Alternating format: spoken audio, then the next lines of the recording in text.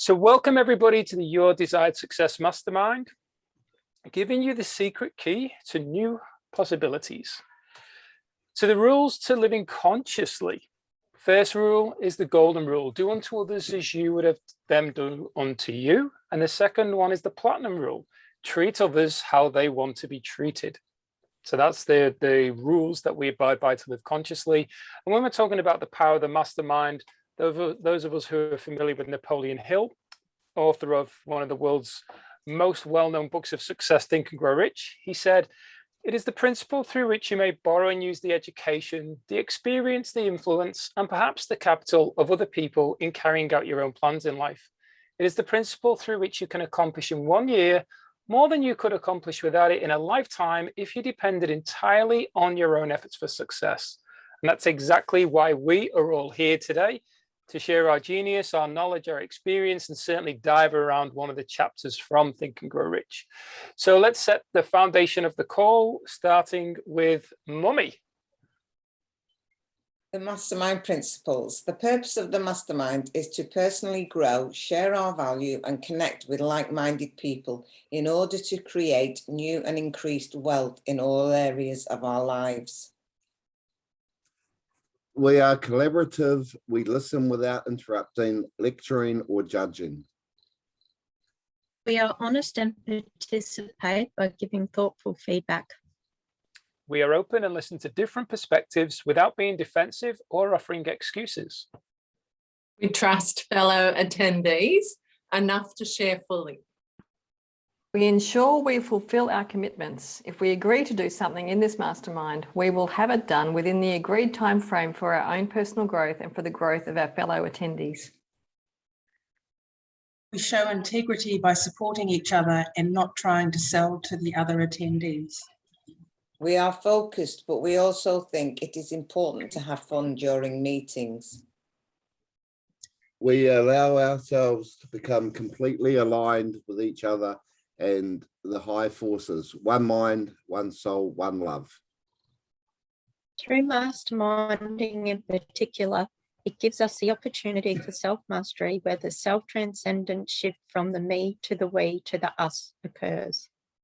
As congruence and engagement increases, the world's consciousness is then raised one meaningful and inspired relationship at a time. The Yds Mission. Our mission is to help conscious, aware, and engaged, heart-centered people achieve their desired success. Through the tools available within our empowered community and aligned online growth software, our members access a variety of areas, including masterclasses, life purpose software, goal tracking, and masterminds. You have the opportunity for connection, personal growth, ways to earn from multiple streams of income, and to contribute to the community. I'll let you finish, Linda. Our focus is to provide an affordable personal development platform to be seen, heard, achieve a sense of belonging, and a path to unlimited new possibilities. Beautiful. Now then, Mother, you jumped in there in front of Linda. Did I? Sorry, Linda. Fine. It's fine. All perfect. It's been noted. It's been noted.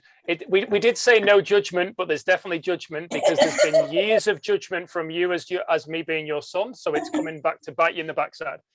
So, okay. We still love you, honey. It's fine. It's all good. Thank you, Linda. Yeah. So today's topic is all around the mystery of sex transmutation. That's the chapter. Now, in regards to Think and Grow Rich, we're actually at the final chapter before next week, before we dive into all the questions at the back of the book. So just of a show of hands right now, who has read or listened to the audio part of this chapter, The Mystery of Sex Transmutation? Just a show of hands. Okay, it's not a problem if you haven't. Oh, Carly, oh, you're showing your hand. Okay, good. So So what's going to happen for those of you who haven't? You're gonna naturally already go, well, this probably isn't going to make sense to me because I don't know the chapter, I don't know what the topic's going to be around. There's probably a level of intrigue as well to this chapter. Who would say there's intrigue just hearing the title of the chapter and going, so we're going to dive into that and see what comes up, but especially those who have read the chapter or listened to the audio of the chapter, what you share will certainly create some level of understanding or ideas or thoughts around a life experience from the people who haven't. So just once again, a show of hands who has read this chapter or listened to the audio. Okay, keep them up. I just need to see, keep them up. Carly, my mom, Veronica, and myself. Okay, so what we're going to do then, we're going to go, Carly will go first when we get to it. Mum, you'll go second, Veronica third, then myself, and then we'll bring in Lynette, Kevin, and Linda.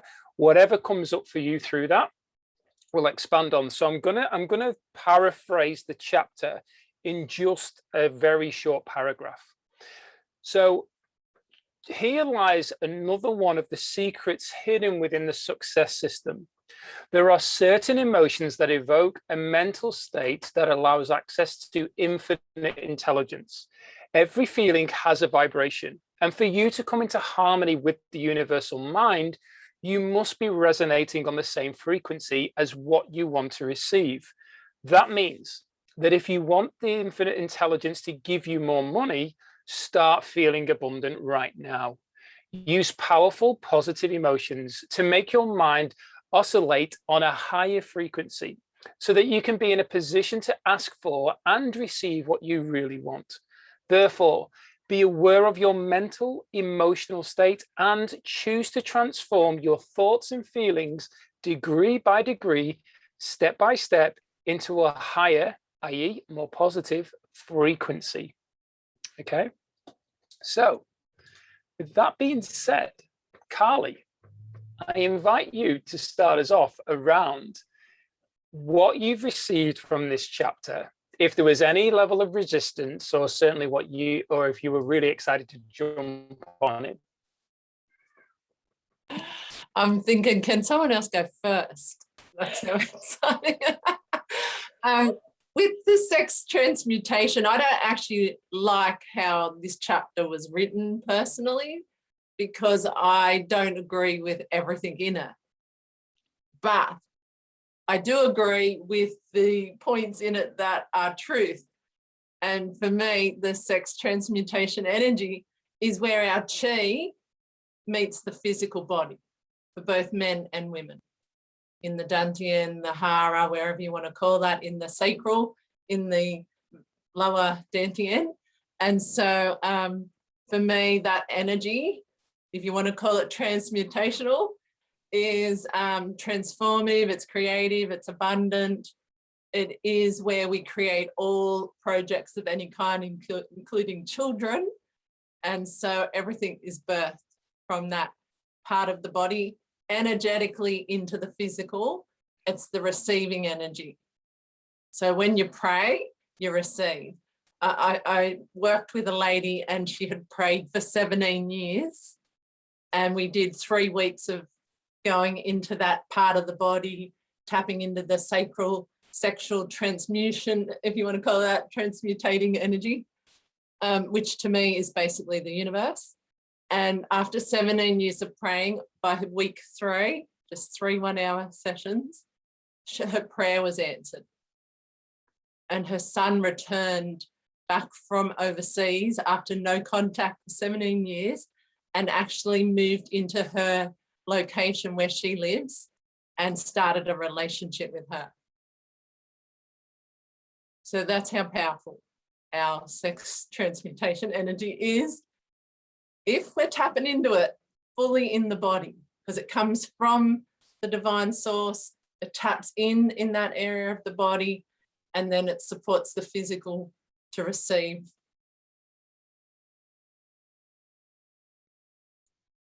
Yeah, beautiful share, Carly.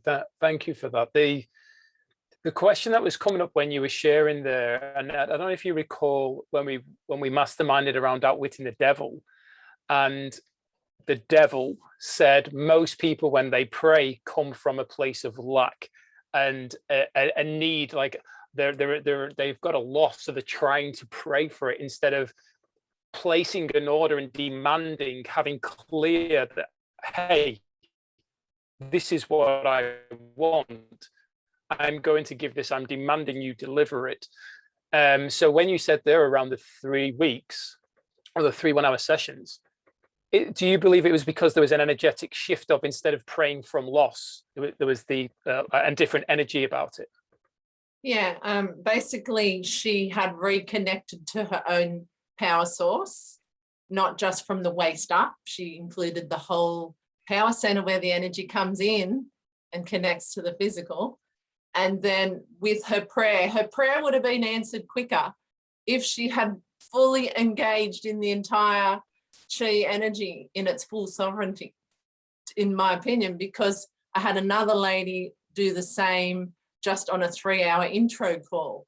Her prayer of 5 years was answered in the session. Her son rang from Germany and she hadn't talked to him for 5 years. And in the session, which she'd never even heard of what I do, and she didn't even know anything about it, and it created within an hour of sitting there with me. So it's not like me doing it. It was she tapped into my connection, like as a group, and it created for her, because her prayer was ready to be answered, but she didn't have that extra connection to ground it into the physical because she wasn't tapped in enough, like expanded enough, you know, engaged in the energy, the truth of receiving. Yeah, beautiful, super powerful. Thanks for sharing, Callie. Okay, Mother. Well, how can I follow that? I think I'll come and have a few sessions with you, Kylie. I've got a few prayers that haven't been answered, I'll tell you.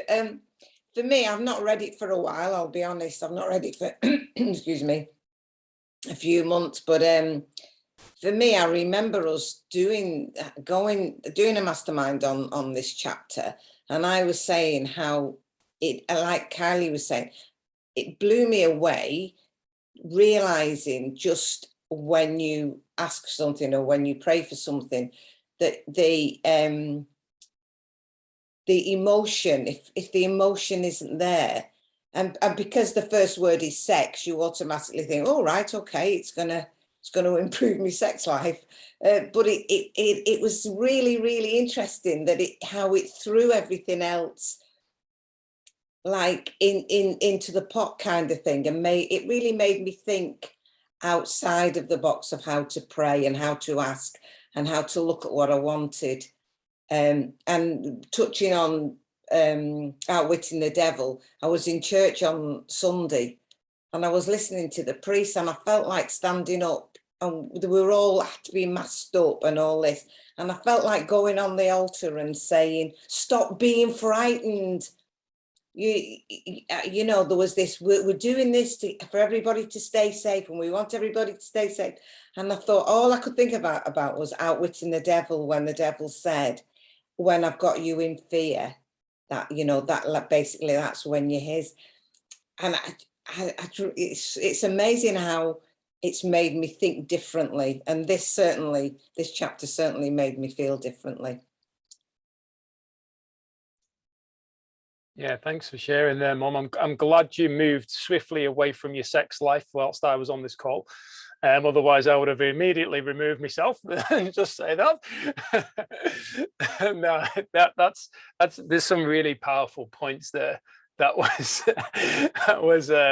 you brought up, and naturally we're not gonna dive into outwitting the devil, but there's quite a few areas that I received from this chapter in particular.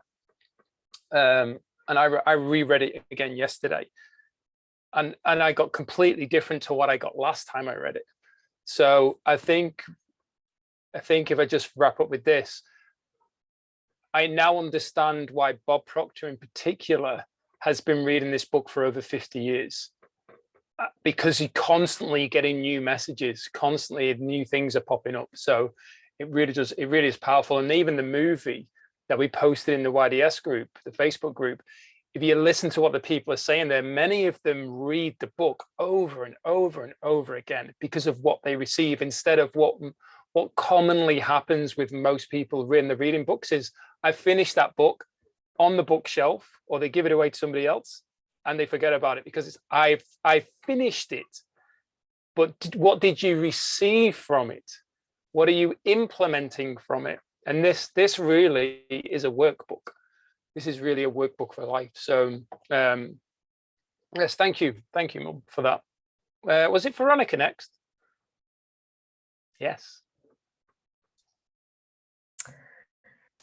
This chapter is very, it's a challenging chapter, I find, because sex transmutation doesn't really make a lot of sense to me when you say it like that. And when I first just read it, trying to be like intellectual about it, what came to me was how Napoleon had a lot of examples of men who were busy sowing seeds in their younger years and didn't actually focus and become successful until their 40s, when they changed their focus from, being wild young men to actually being productive.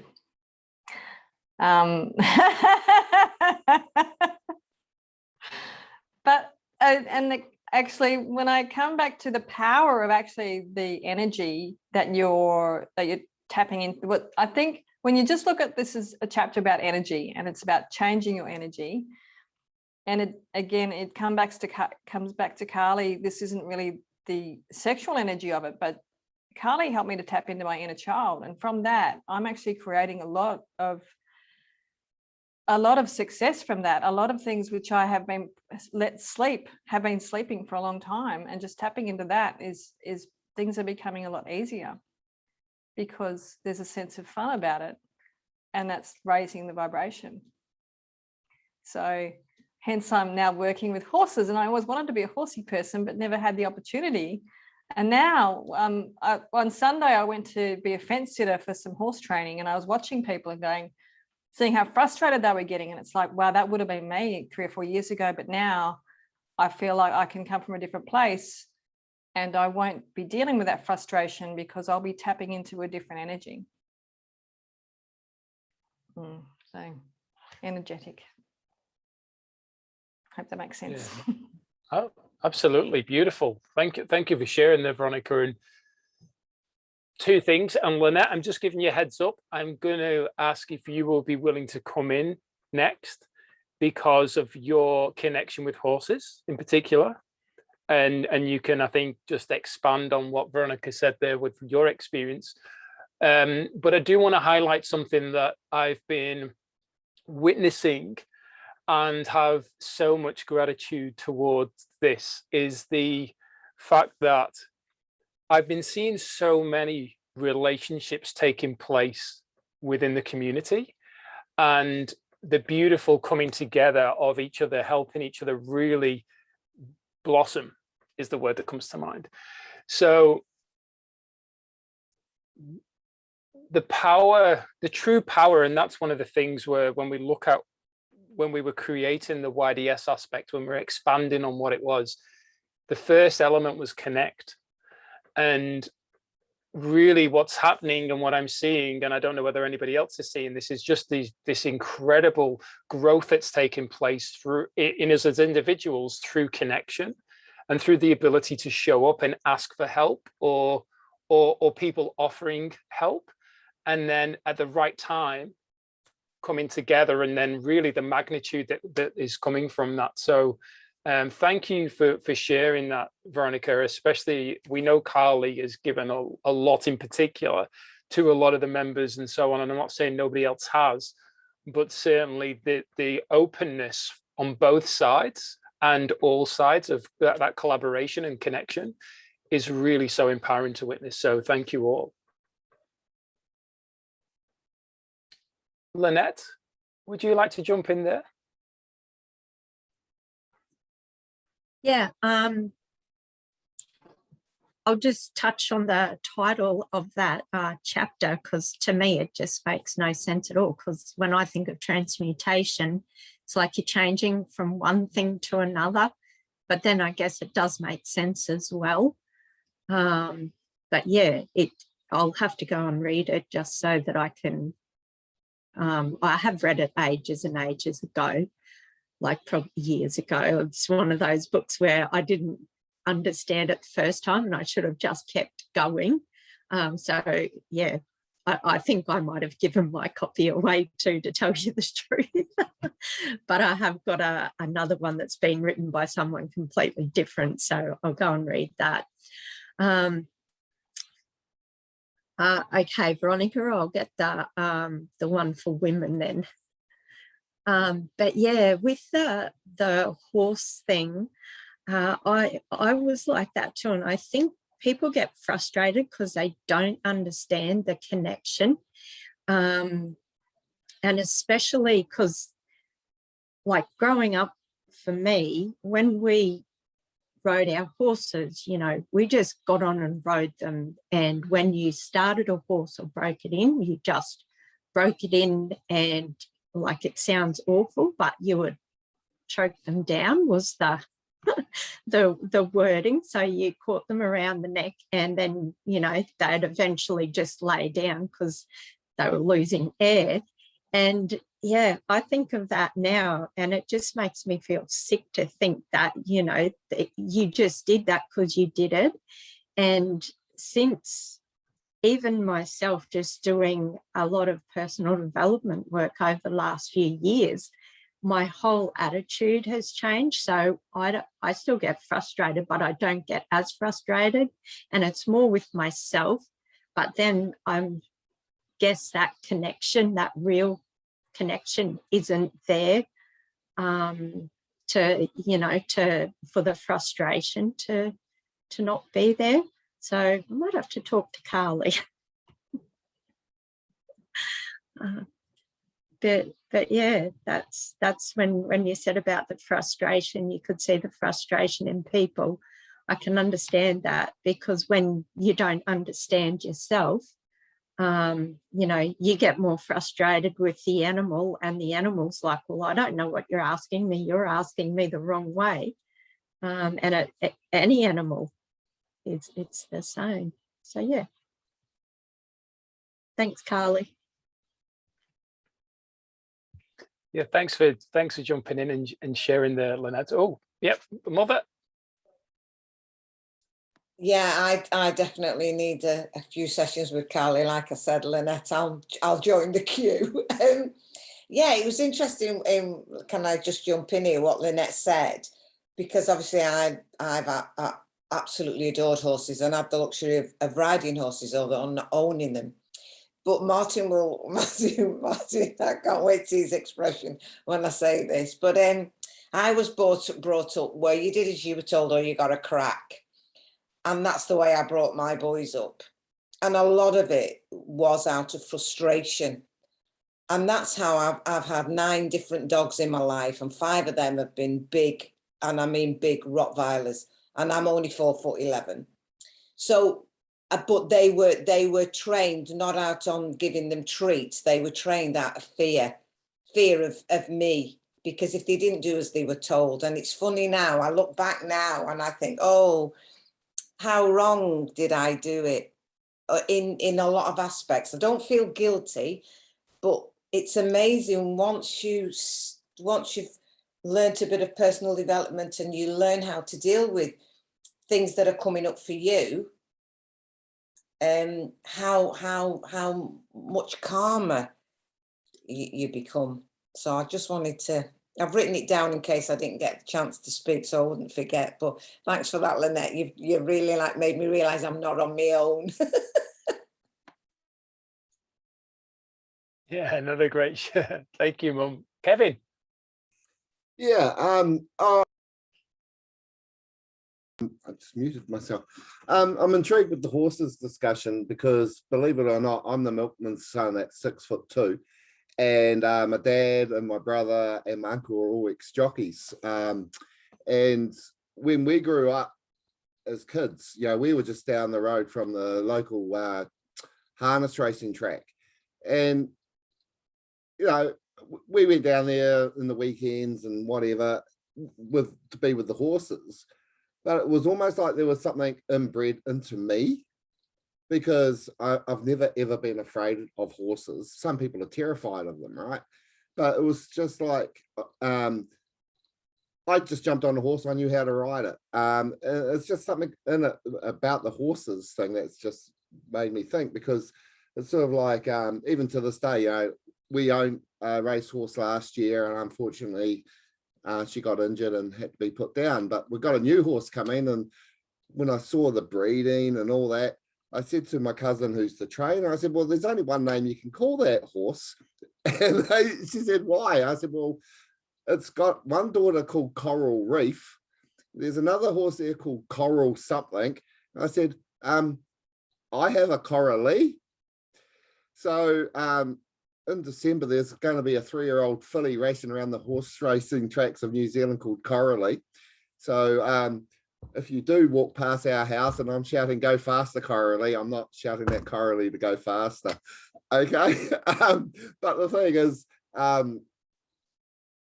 I respect the way that they have trained those horses, and they race those horses, and they respect those horses and stuff like that. So yeah, I actually do come from that sort of part of that world of horse racing as a sport. So I was intrigued to hear what you guys were saying. That's what I wanted to say. Yeah, thank you, Kevin. And on the topic of Coralie going faster in sex transmutation, it's all happening right now, isn't it, on this mastermind? So sorry, Coralie. So just in case she watches the replay. But I'm just going to jump in here. And I'm looking forward to hearing from yourself, Linda, shortly. And naturally, this is still very open, but I'm going to just touch in the book.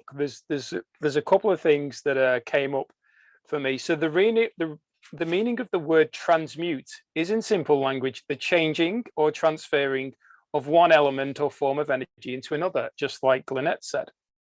So that, and when we look at what we discuss within the community, we talk about the shift, the transcendent shift. We mentioned it before in when we were reading the principles.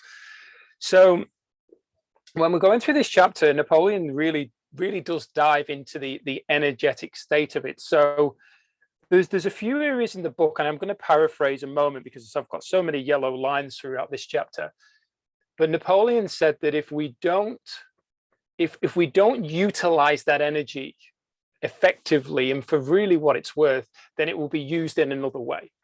So like with everything positive and negative, catabolic, anabolic energies, we can shift things to serve us, or it won't serve us for where we want to go right now. It will get us to a place where we probably get to that place and then look and go, where am I? Why am I here? This isn't where I want to be. And then we change the set of our sail to take us in the direction that we want to go.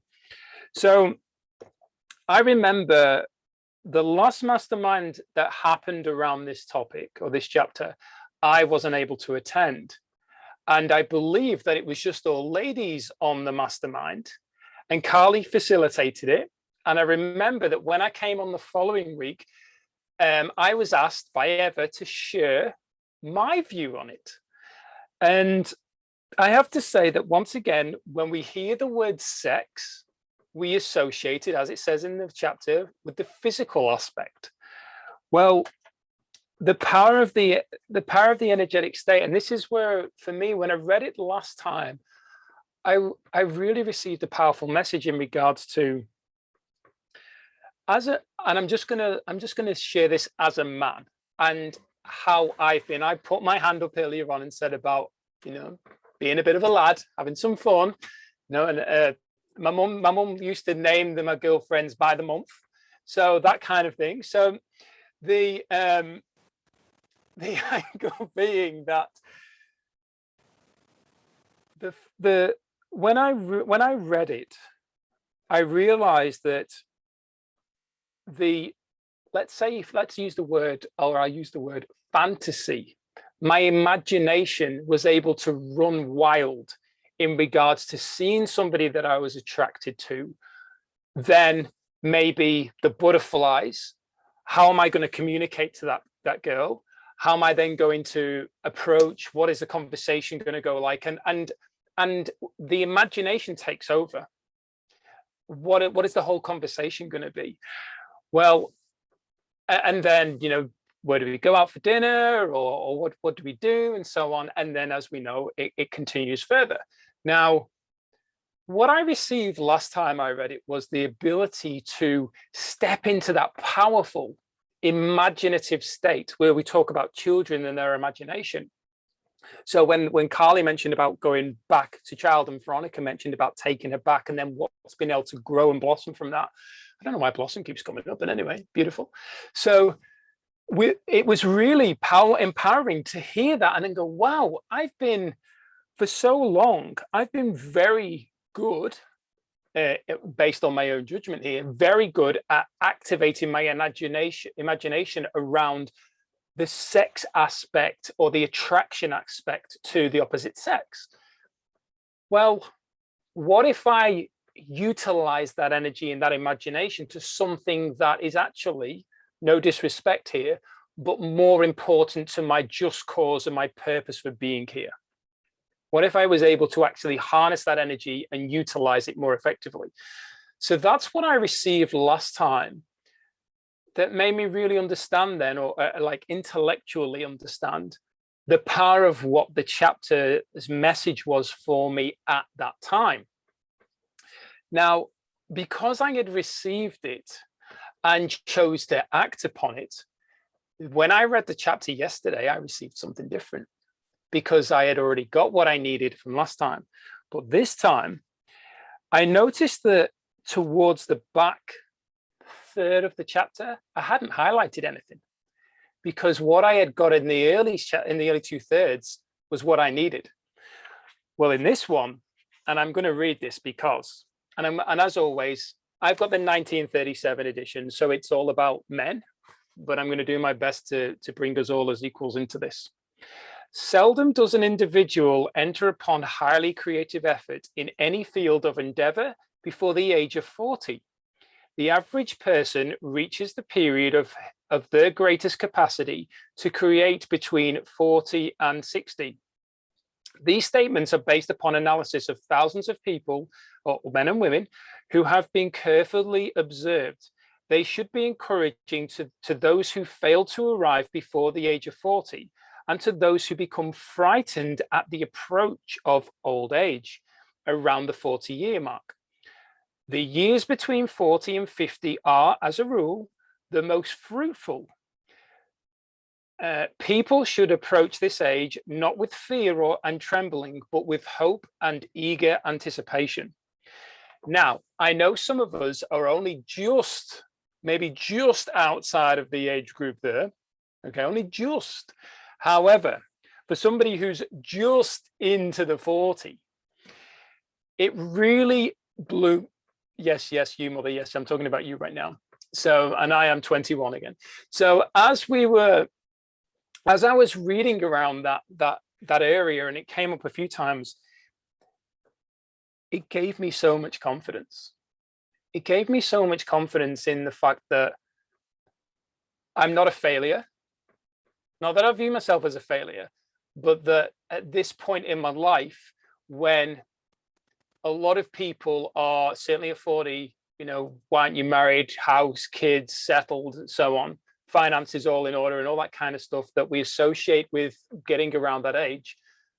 And if you don't, you know, you're kind of drifting. Well, I read that, and then hearing about like Abraham Lincoln, and he wasn't really anybody, like, with all due respect, publicly wasn't known until after 40, when he started to get into power. All these people really started to blossom at that point. And it was really empowering for me to read that and hear that, and Thomas Edison and all these incredible people that created immense change in the world, set a new level of standard that we could all benefit from. And I remember a friend of mine, a girlfriend, who said to me, you're here for something far greater than you realize. And it's a shame that you don't understand it yet. But I was only 36, I think, when she said that to me. And I received it and I was like, thank you. But I didn't know what she was on about. There was an internal, I know something's going on, but I don't know what it is. So reading this chapter has given me, and one of the biggest things that this whole book is talking about is understanding faith. When we master faith, it will all come into alignment for us. And this chapter in particular really started to cement deeper a level of faith, and certainly what I needed, because I found I've been a bit drifting over the last couple of weeks and feeling really lost. So this just gave me exactly what I needed.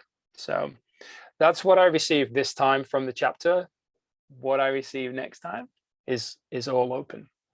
So Linda, I'd love to hear from you if there's anything that you'd like to bring to the table and share. If there's not a problem, but anything that's come up for you, the mic is yours.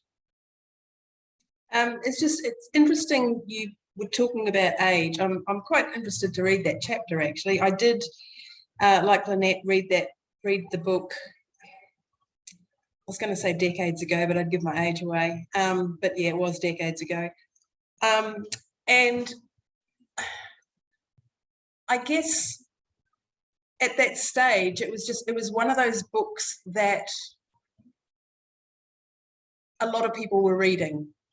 And the group of people that I was in, a bit like now, but my journey's changed since then, of course.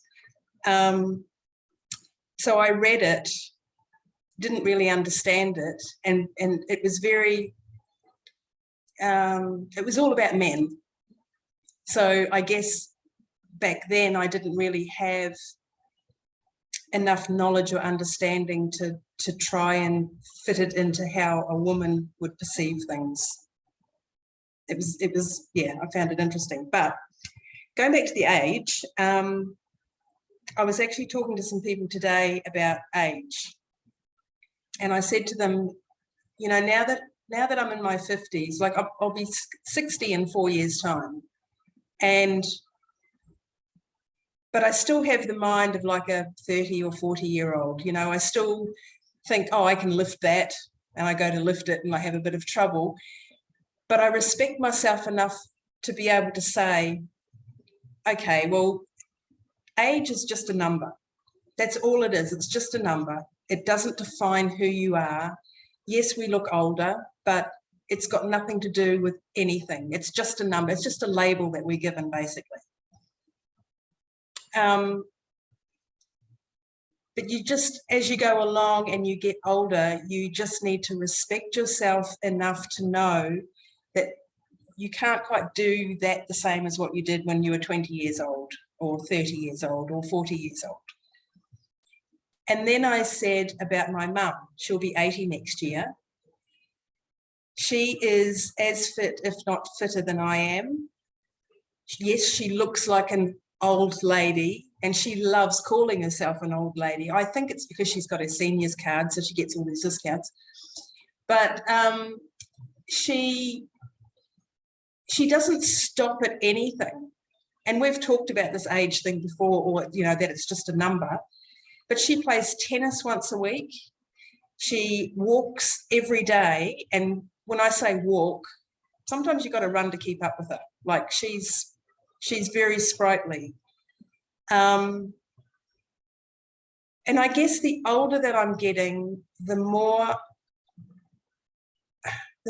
I've thought about the whole age aspect. What is it? And when people get to a certain age, they seem to give up. Not people in our group, or, you know, the people that I associate now with now, because we know that there's more to life than that. So I just found it interesting that you brought up the whole age thing when I'd actually been speaking to people about it today. So thank you. I shall get off the pedestal now. No, you're very welcome, Linda. Thank you. Thank you. It's I mean, nothing, as we know, is random. So thank you for sharing that. And and sharing about your mother's like mindset as well, because I'm sure that has a positive influence on you and anybody else around her. Kevin. Yeah, I was having this conversation today with someone because a friend of mine who's only about 3 weeks older than me just went, "Oh, you're getting old. That's why your shoulder's gone." And I went, "Mate, you're older than me." But the thing is, we were just talking, and then this person who I've known for a short time, but he didn't realize my personal life, and he said something about my mother, and I said, well, unfortunately I lost my mum in 96, and then he went, "Oh, what about your dad?" And I went, "Oh yeah, no, we lost him in 99." But I'm now 54, and I said to him then, I went, "The only good thing about me being 54 is I'm the youngest of 5 boys, and I got 4 older brothers, and they're still all alive. So once they start popping off, then I'll start to worry. But as long as they're alive, I'm happy, right?" But the thing was, me being at 54, it puts a lot more into perspective for me, because my mother passed away at the age of 58. And I'm not that far away from when my mother passed away. My oldest brother is 64. So he's lived already, what, 6-7 years longer than our mother. And but when I think back to what she used to do, I mean, she never smoked or drank. Well, you know, she had the odd glass of wine, but she would always go for walks. She would always take the dog for a walk. She decided she'd learn how to spin wool, you know, and luckily one of our cousins owned a farm, so he would send her fleeces, and she would just sit there at night spinning the wool on this spinning wheel. But she was doing that like just after her 50s, you know, and but it makes you do one, you know, it makes you wonder, well, okay, what would she have been doing now if she had still been alive, you know? So what would that have made her? She would have been in her mid-70s now. So, you know, and what I'm particularly, the journey me and Coralie are on, we look at what we're doing, and it's like, yeah, I just feel like a 20-year-old again, starting a whole new chapter. And I look at where that's going to take me in the next 10 or 20 years. And it was just weird that you're all talking about the age and stuff like that, and how you can sort of re-educate your mindset of what you've done in the last 30 years. So yeah, awesome. Yeah, thanks for sharing there, Kevin. It reminds me of something that I think it was Jim Rohn said. And once again, and just to clarify, I say this with love and respect. But Jim Rohn said, and it may have even been Les Brown as well touched on this, who Les Brown learned from Jim Rohn anyway. But Jim had said that we often think people pass too young, you know, unless they're in the, let's say late 70s, 80s and so on, that they pass too young. And that's based on people should live to an older age. But what did they do in that time that they were here? What did they create? What impact did they make? And when you know, I'm only learning more about yourself, but then you said there, I think you said you're one of 5 or one of 5. So yeah, 5 boys. Yeah. So your mother gave not only, you know, that she went through those years, but she also contributed to society, to the world, with 5 children. And this one of our friends, he used to play football with us, like real football, and he passed at 24. He had a heart attack at 24 whilst working in a suit store. So it wasn't even on the pitch, working in a suit store. And we were all in shock, you know, at 23, 24, we were all just couldn't get over it. And he was one of the fittest people in the league. He was so fit. So we all obviously were like, hang on a minute, if he went, what chance have we all got? Yet the impact that he made and how he was liked by all the guys across different teams was so empowering to reflect on at that age, I don't think we were thinking like that, but later on to reflect on and go, he actually brought a lot of value to us and taught us a lot, unconsciously taught us a lot, and we weren't aware of what we received from him, but it actually has made a big impact. And as we all know, you never know when your time's going to be up, but at the same time, are we all living, or could we start living a more fruitful life? Like it said there in the chapter, could we just make some little changes that do make a positive difference, that if we were to look down and reflect and go, do you know what? I probably did go a bit earlier than I would have liked to, but I did give it a good go and I did make an impact. Yeah, no, true. I mean, literally, you know, with like Facebook and stuff like that, you catch up with people, and there was a chat there one day, and I just went, "Oh, how's Peter going nowadays?" And that was their younger brother. He was the one I grew up with, and they went, "Oh, he passed away 10 years ago." I went, "What?" Yeah, and he was only unfortunately passed away of cancer at the age of 30, and I was shocked. Yeah, I was truly shocked. I thought, wow, hang on, he's my age. Why is he dying of cancer at 30? That's just unheard of at that time. And but it was crazy. And then about a week later, a friend rang up, and the boy I grew up next door to, he got home. He was a courier, as you were mentioning, you know, a fit young man. And his wife said, "You're dropping your cup of tea." He was having a heart attack, and she had, and when I went and saw him, about a month later, the first things, and excuse my French here, I just went, "Jesus Christ, look at you, you old bastard." He looked like he had aged 30 years, you know, and I just was, wow. But then I said, "How did that happen?" He goes, "I don't know. I'm fit, I'm healthy." And it just went, and I went, wow. And then about, I don't know, a year ago, I went to his father's funeral, and his father lived to 90. So you just don't know. It's crazy when it comes to numbers and age. And I mean, I don't live the healthiest life. I drink, I smoke, I don't exercise, you know, I sit at computers on Zoom meetings all day, you know. So, you know, but it does, this whole community, the whole group, it does make you think about other stuff and more sort of empowering how I can be better. Yeah. So, yeah. Which comes back to the and I noticed your hand up, Mum. But in regards to, if we look at the Vault Rugby, come in for what you want, get educated and grow in the area you need, or the areas you need. And that's, if people are open to that, they'll always come in and me, what do I want? But what do you get? It's like, it's the relationships.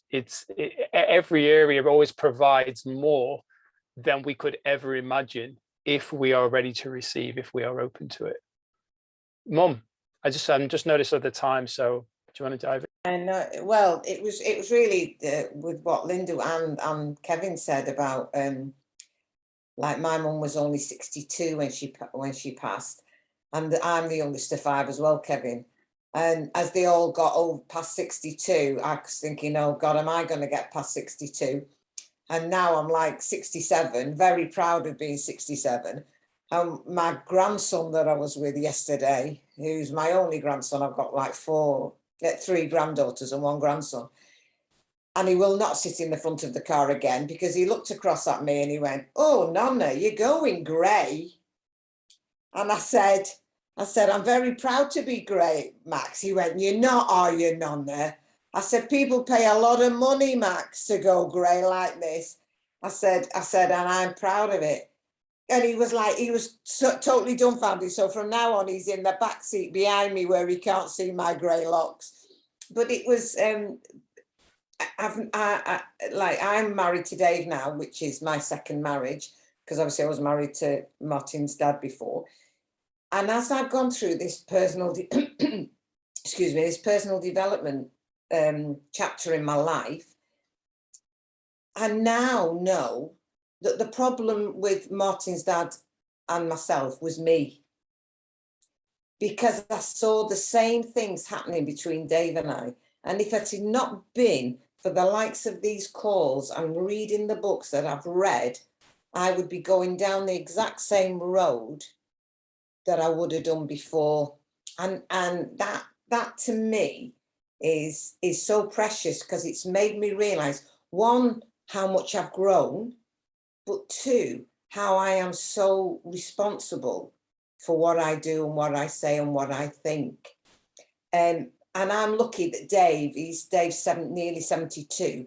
He is a very fit man, very active man, very negative, but on the same tone, he's very positive.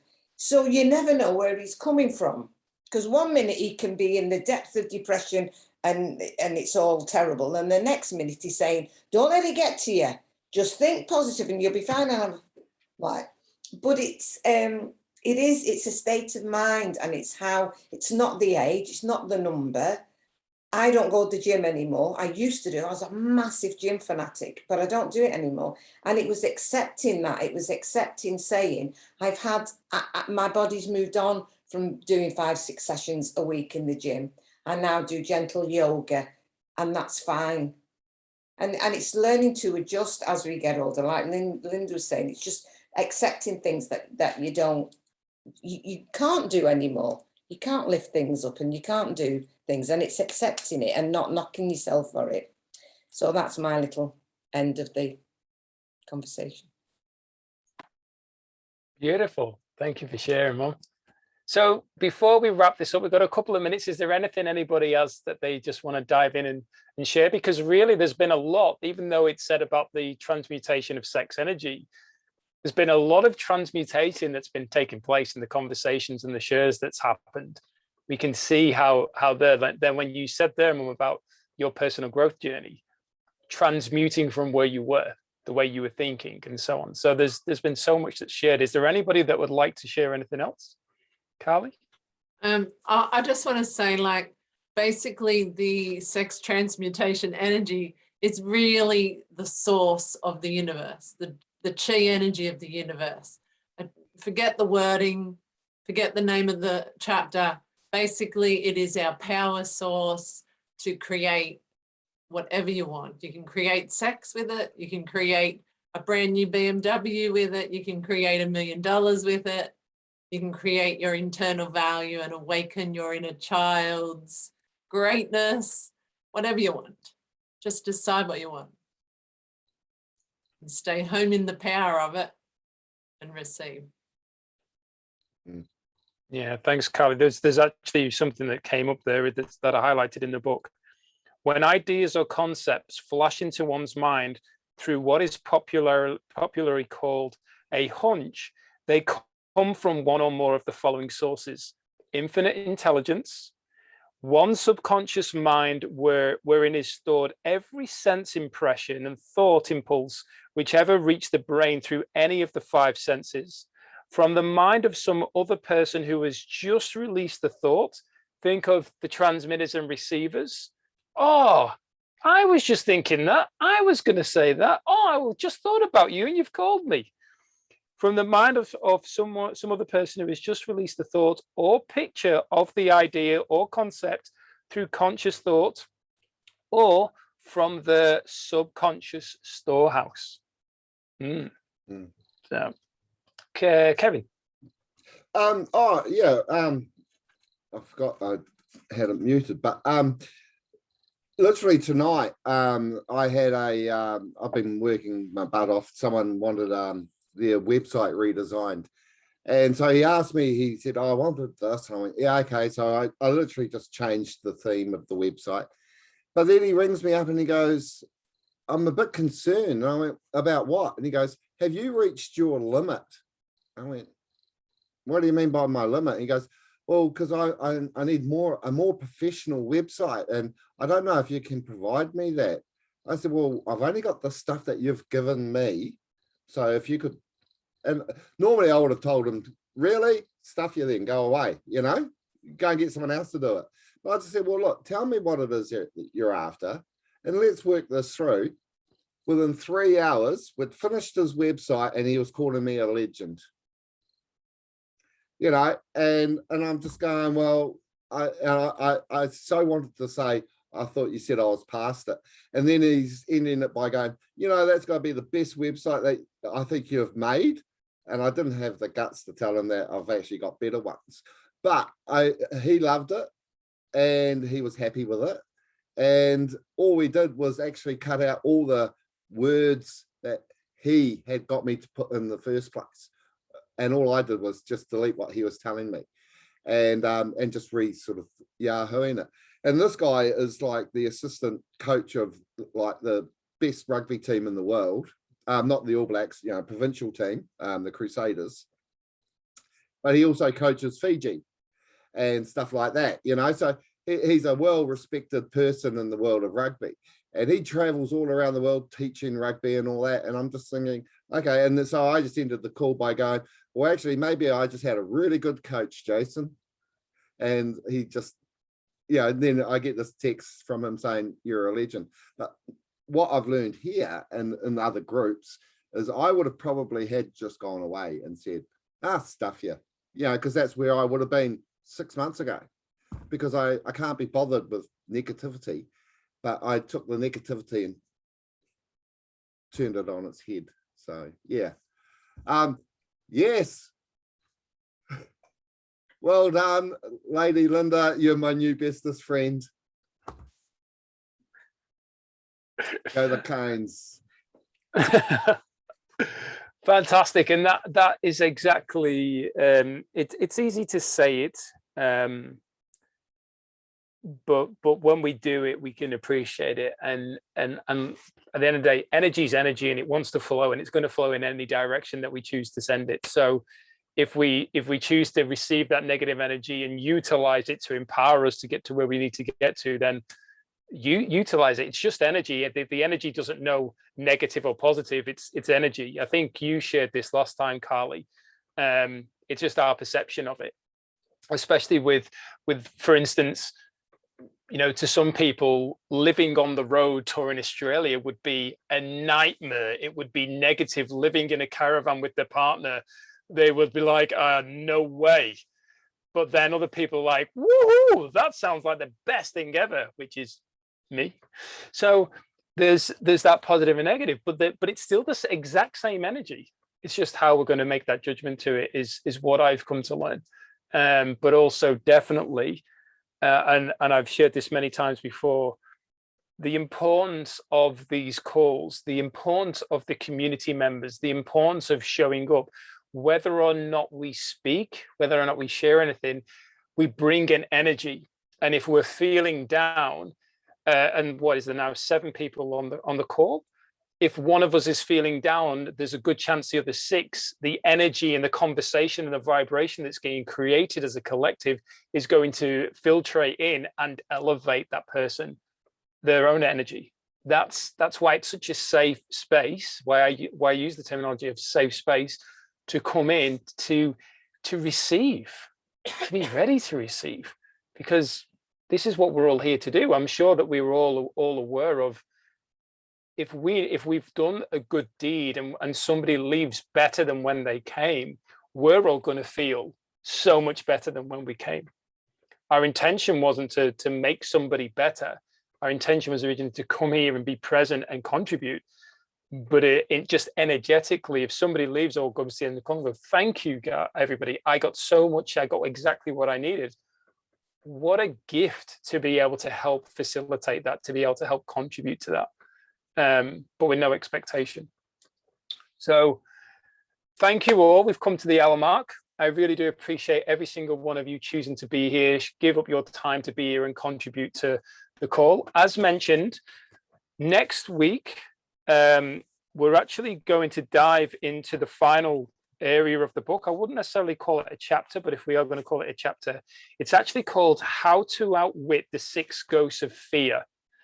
Now, this is actually, for those of you who want to do it, who are going to do it, this is actually something you would need to sit down and go through yourself and put some time aside, because there's a lot of questions that are asked.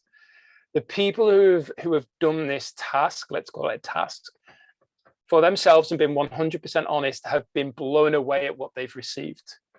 Now, we'll be discussing, we can share as much as we're comfortable with next week, but next Thursday at the same time, we will dive into that to wrap up Think and Grow Rich as the book before we move on to something else. I'll read it this time. Good man. Good man. So thank you once again. Enjoy the rest of your day wherever you are in the world, and I will see the paid NG members in the next 20 minutes. Thank you. Thank you very much. Really enjoyed that. Thank you, Linda. Thank you. Thank you. Good night. Thank you. Bye. Night. Bye.